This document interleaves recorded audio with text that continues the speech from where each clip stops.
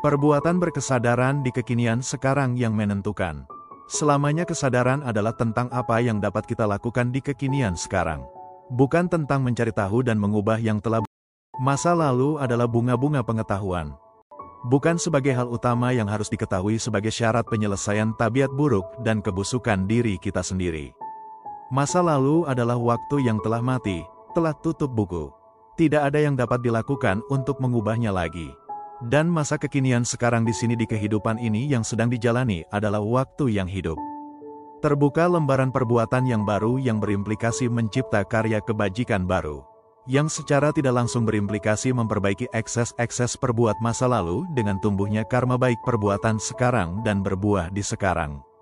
Karma buruk masa lalumu tidak berbuah di masa lalu lagi yang sudah mati. Tapi akan berbuah di kehidupan sekarang yang masih hidup. Sebagai bibit-bibit tunas tabiat buruk yang masih terbuka dapat dikelola oleh kesadaran. Masih dapat kita arahkan oleh perbuatan berkesadaran di kekinian sekarang kemana arah tumbuh dan bagaimana berbuahnya yang seharusnya. Oleh sebab itu, buah karma masa lalu, masa datang dapat ditentukan apa yang kita lakukan di kekinian sekarang. Maka buah perbuatan masa lalu yang sudah di kekinian sekarang di kehidupan yang sedang berlangsung. Jika dipahami dalam kesadaran, kehadirannya justru dapat diperlakukan menjadi mata pelajaran dengan ujian permasalahan kehidupan. Yang jika dijalani dengan proses kesadaran hasilnya dapat diarahkan dan ditransformasikan. Teralkimia sebagai menjadi perbuatan sukses sekarang.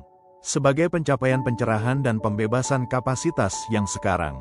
Maka dalam kacamata kesadaran, dalam kesadaran kekinian sekarang, setiap tabiat buruk kita adalah pupuk jiwa yang mendorong kita mengarahkan dan menghasilkan perbuatan sekarang yang berkemampuan membebaskan jiwa. Menjadi landasan tumbuh perbuatan baik baru yang sekarang yang mengisi lembaran baru kehidupan ini.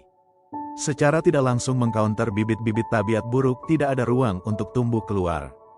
Maka tabiat buruk atau tabiat baik adalah buah perbuatan dalam kehidupan ini.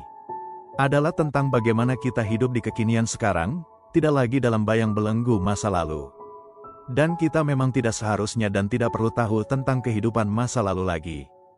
Tapi kita seharusnya tetap konsisten sadar berada dalam batin di kekinian sekarang, apapun karma buruk masa lalu.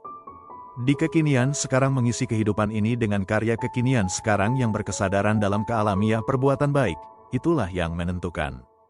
Bukan apa yang sudah terjadi di masa lalu lagi, dan masa lalu akan terbenam sebagai bibit-bibit yang tidak dapat berkembang. Ketika dengan proses perbuatan berkesadaran bibit-bibit karma telah dapat lebih dominan diarahkan tumbuh sebagai kebajikan dan telah memenuhi karya kehidupan kita. Dan bibit-bibit tabiat buruk dalam aura kepositifan akan secara alamiah dikeluarkan sepadan kondisi dan diselesaikan dalam pengalaman purna yang membebaskannya secara alamiah sebagai pelajaran purna yang mencerahkan.